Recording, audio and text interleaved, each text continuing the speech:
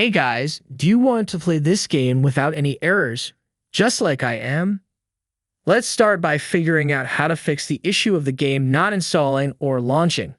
In today's video, I'll guide you through a simple process to fix the issue of Roblox not launching on a Windows computer.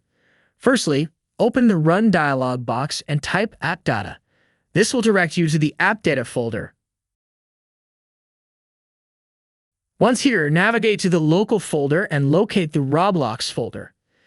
In the Roblox folder, look for the versions folder and open it.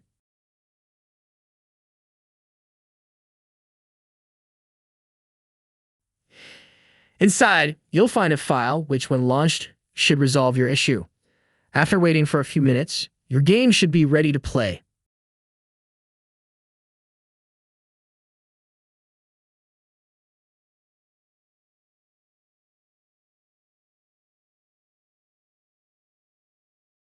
This solution allows you to play Roblox either through your web browser or via Roblox Studio. Thank you for watching this video, and I hope this tip helps you enjoy your gaming experience.